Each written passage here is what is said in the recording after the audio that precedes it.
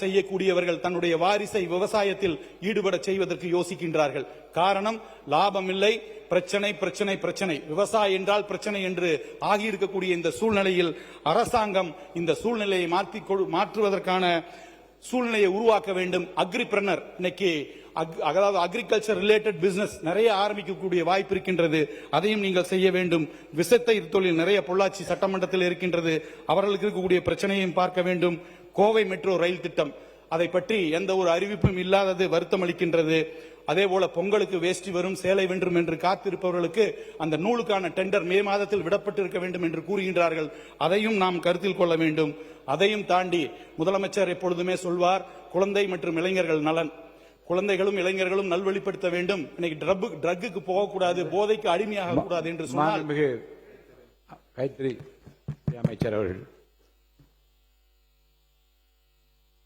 மாண்புமிகு பேரவைத் தலைவர் அவர்களே, மாண்புமிகு முதல்வர் அவர்களின் வழிகாட்டுதலின்படி வேட்டி சேலை வழங்கும் திட்டத்தினை பொங்கல் 2027 ஆண்டுக்கும் தொடர்ந்து செயல்படுத்திட மாண்புமிகு முதலமைச்சர் உத்தரவிட்டு அதற்கான நிர்வாக அனுமதியும் மற்றும் திட்ட செலவுகளுக்கான முன்பண தொகையாக ரூபாய் 300 கோடி ஒதுக்கீடு செய்து அரசால் ஆணையிடப்பட்டுள்ளது. வேஷ்டி சேலை உற்பத்திக்கு தேவைப்படும் நூல்களை கூட்டுறவு நூற்பாலையின் மூலம் உற்பத்தி செய்து வழங்க இயலும் நூல் தவிர எஞ்சிய நூல்களை தமிழ்நாடு ஒளிவுமறைவற்ற ஒப்பந்த புள்ளிகளின் சட்டம் 1998 மற்றும் விதிகளின் 2000 படி ஒப்பந்த புள்ளி கோரி கொள்முதல் செய்யவும் ஆணையிடப்பட்டுள்ளது. தேசிய அளவிலான மின்னணு ஒப்பந்த புள்ளி அறிவிப்பு 9/7/2026 அன்று வெளியிடப்பட்டுள்ளது. பெறப்பட்ட ஒப்பந்த புள்ளிகள் 29/7/2026 அன்று திறக்கப்பட்டுள்ளது. அவற்றை பரிசீலனை செய்யப்பட்டு தகுதி வாய்ந்த ஒப்பந்த புள்ளிதாரர்களின் விலை புள்ளிகளை இறுதி செய்யப்பட்டுவிட்டது. வேட்டி சேலை ரகங்களுக்கு நூல் ரகங்களை கொள்முதல் செய்வதற்கான ஒப்பந்தங்கள் ஏற்கனவே அறிவிப்பு செய்யப்பட்டு இறுதி செய்யப்பட்டு நூல் கொள்முதல் செய்யும் நிலையில் உள்ளது என்பதை மாண்புமிகு பேரவைத் தலைவர் வாயிலாக மாண்புமிகு உறுப்பினருக்கு தெரிவித்தார். தொழில்துறை அமைச்சர் அவர்கள். மாண்புமிகு பேரவைத் தலைவர் அவர்களே, இங்கே இருக்கிற உறுப்பினர் அவர்கள் கேட்டிருந்தாரு, பின்தங்கிய மாவட்டங்களில் வேலை வாய்ப்பு குறித்து கேட்டிருந்தாரு.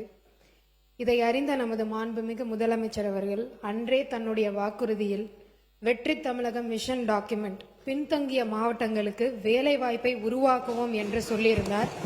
அதன் அடிப்படையில் பொள்ளாச்சியில் இன்னைக்கு 16/6/2026 அன்று 3 to 5 ஏக்கர்ல ஒரு மைக்ரோ டெக் பார்க் கொண்டு வரதுக்கான அனைத்து வசதிகளுக்கும் நம்ம இன்னைக்கு அதிகாரிகளுக்கு உத்தரவிட்டிருக்கார். அந்த திட்டத்தின் கீழே இங்கே coworking facilities, high speed connectivity, employment generation உருவாக்குறதுக்கு ஒர்க் ஃப்ரம் ஹோம் டவுன் மாதிரி எக்கனாமிக் க்ரோத் கொண்டு வரதுக்கு நம்ம இன்னைக்கு நிலம் தேடப்பட்டு வந்துட்டு இருக்கு. இங்கே கண்டிப்பாக ஒரு மைக்ரோ டெக் பார்க் கொண்டு வரதுக்கான அத்தனை ஆணைகளையும் நமது முதலமைச்சர் அவர்கள் மூலமா அதிகாரிகளுக்கு இன்னைக்கு கொண்டு வரப்பட்டிருக்கும்.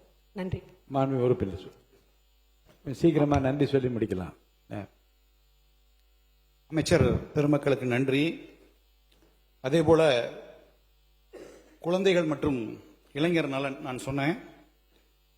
அதாவது ஆங்கிலத்தில் அழகாக சொல்வார்கள், if love can't nothing can அப்படிம்பாங்க. அன்பால் முடியவில்லை என்று சொன்னால் எதனாலும் முடியாது என்று.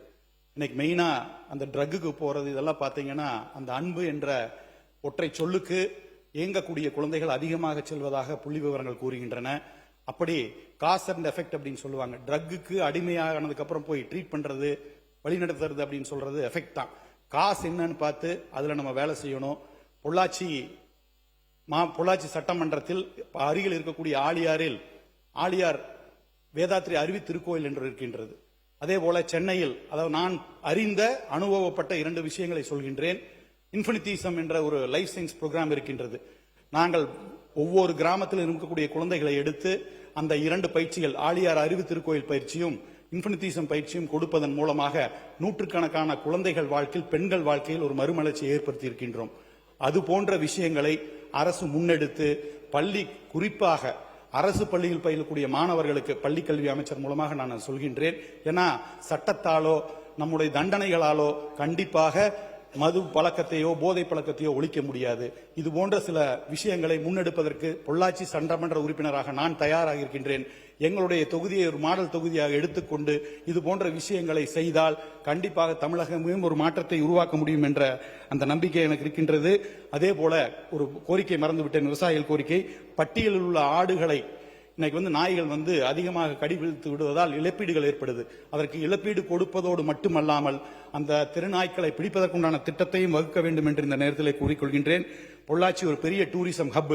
இன்னைக்கு அன்பால் மனிதர்களை பிணைத்து பண்பால் உயர்த்து அளப்பரிய பாசத்தோடும் விருந்தோம்பலோடும் ஒவ்வொரு நெஞ்சத்தையும் வென்றெடுக்கும் பண்பாட்டு தொட்டில் நமது பொள்ளாச்சி.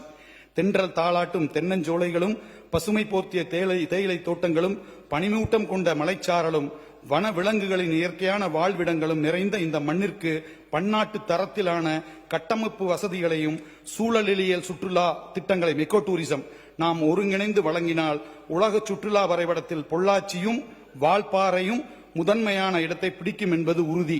ஆகவே பொள்ளாச்சி மற்றும் வால்பாறை பகுதிகளை உலக தரம் வாய்ந்த சுற்றுலா மண்டலமாக மாற்றுவதற்கு தேவையான தொலைநோக்கு திட்டங்களை அரசு விரைந்து செயல்படுத்த வேண்டும் என்று இந்த மாமன்றத்தின் வாயிலாக கேட்டுக்கொள்கின்றேன். பொள்ளாச்சியின் சுற்றுலா வளர்ச்சி என்பது வால்பாறையின் எழிலோடு பிணைந்தது என்பதால் பொள்ளாச்சி சட்டமன்ற உறுப்பினராகிய நான் எனது அருமை சகோதரர் நம்முடைய வால்பாறை சட்டமன்ற உறுப்பினரின் முழு ஒப்புதலோடும் தான் இந்த கருத்தை இங்கே பதிவு செய்கின்றேன். பொள்ளாச்சி சுற்றுலா மேம்பாட்டிற்கு பல சிறப்பு திட்டங்கள் இருந்தால் கூட ஒன்றே ஒரு திட்டத்தை கூறுகின்றேன். ரோப்கார் திட்டம். பொள்ளாச்சியில் அந்த காலத்தில் 1920களில் ரோப்கார் மூலமாக சரக்குகளை எல்லாம் அங்கே உருவாகக்கூடிய காலகட்டத்தில் எஸ்டேட்டுக்கும் அங்க வாழக்கூடிய மக்களுக்கும் கொண்டு சென்றதாக வரலாறு இருக்கின்றது. அப்படி ஒரு ரோப்கார் திட்டத்தை இன்னைக்கு பல இடங்கள் இந்தியாவில் போட்டிருக்காங்க, தமிழகத்தில் போட்டிருக்காங்க.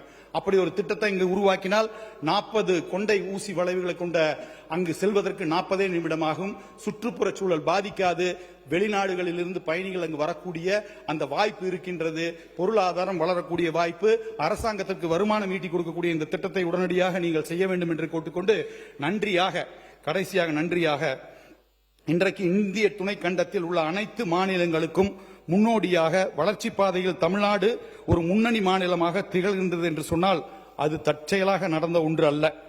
தமிழ்நாட்டின் இந்த வளர்ச்சிக்கு குறிப்பாக ஏழை எளிய மக்களின் கல்வி மேம்பாடு, பொருளாதார உயர்வு, தொழில் வளர்ச்சி, விவசாயத்தில் அடைந்துள்ள மகத்தான முன்னேற்றம் ஆகிய அனைத்து துறைகளின் உயர்விற்கும் கர்மவீரர் காமராஜர் காலம் தொட்டு இங்கே எதிர்க்கட்சிகளாக வரலாற்று பங்காற்றிய திமுக, அதிமுக ஆகிய திராவிட கட்சியின் பங்களிப்புமே பிரதானம் என்பதை நாம் அனைவரும் ஒற்றுக்கொள்ள வேண்டும்.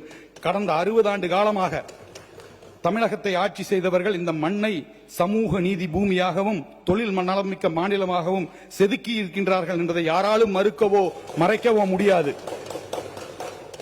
இங்கே ஆளுங்கட்சியில் அமைந்திருக்கக்கூடிய மாண்புமிகு உறுப்பினர்களில் பெரும்பாலானோர் இளைஞர்கள். இந்த சபையில் பலர் உரையாற்றும் பொழுது நாங்கள் எளிய பின்னணியில் இருந்து வந்தவர்கள், ஏழை எளிய குடும்பத்தில் பிறந்த எங்களை போன்றவர்களுக்கு இந்த சட்டமன்றத்தில் வர வாய்ப்பளித்த எங்கள் தலைவரை பாராட்டுகின்றோம் என்று குறிப்பிடுவதை நாம் அனைவரும் தொடர்ந்து கேட்டு வந்திருக்கின்றோம். உண்மைதான். சாமானியர்களையும் எளிய பின்னணி கொண்டவர்களையும் இந்த உயரத்திற்கு அழைத்து வந்து இந்த புனித மன்றத்தில் அமர வைத்த பெருமை தமிழக அரசியலுக்கு எப்பொழுதுமே உண்டு. ஆனால் இளைஞர்களாகிய அவர்கள் பிறந்தது முதல் இன்றைக்கு இந்த சட்டமன்றத்தில் உறுப்பினராக வந்து அமரும் வரை அவர்கள் வாழ்க்கையில் ஒவ்வொரு கட்ட வளர்ச்சியிலும் தமிழக அரசின் பங்களிப்பும் நலத்திட்டங்களும் நிச்சயமாக இருந்திருக்கின்றன. அந்த தமிழ்நாடு அரசு என்பது கடந்த 50 ஆண்டுகளாக திராவிட கொள்கையின் அடிப்படையில் அமைந்த அரசுதான். இன்று ஆளுங்கட்சியாக இருக்கக்கூடிய இளைஞர்களுக்கு நான் அன்போடு வைக்கும் வேண்டுகோள் ஒன்றுதான். அரசியல் களத்தில் பார்வைகளும் பயணங்களும் வேறாக இருக்கலாம். அரசியல் களத்தில் பார்வைகளும் பயணங்களும் வேறாக இருக்கலாம். ஆனால் இந்த மாநிலத்தை 60 ஆண்டுகளாக வழிநடத்தி வந்த திராவிட இயக்கங்களின் மூத்த தலைவர்களின் ஆனால் இந்த மாநிலத்தை 60 ஆண்டுகளாக வழிநடத்தி வந்த திராவிட இயக்கங்களின் மூத்த தலைவர்களின் ஆலோசனைகளை கேட்டும் அவர்களின் நீண்ட நாள் அனுபவத்தில் இருந்து பாடம் கற்றுக்கொண்டும் நீங்கள் செயலாற்ற வேண்டும் என்று அன்போடு கேட்டுக்கொள்கின்றேன். அப்படிப்பட்ட முதிர்ச்சியான அணுகுமுறை இளைஞர்களான ஆளுங்கட்சியினருக்கு ஒரு நல்ல வழிகாட்டியாக அமைவதோடு மட்டுமல்லாமல் நம் உயிரினும் மேலான தமிழ்நாட்டின் எதிர்கால வளர்ச்சிக்கும் மாபெரும் துணையாக நிற்கும். அனுபவமும் இளமையும் இணைகின்ற இடத்தில்தான் உண்மையான வளர்ச்சி சாத்தியமாகும் என்ற நேர்மறை சிந்தனையோடு தமிழகத்தின் நலனை மட்டுமே முன்வைத்து நாம் அனைவரும் இணைந்து பணியாற்றுவோம் என்று கூறி வாய்ப்புக்கு நன்றி கூறி அமர்கின்றேன். நன்றி, வணக்கம்.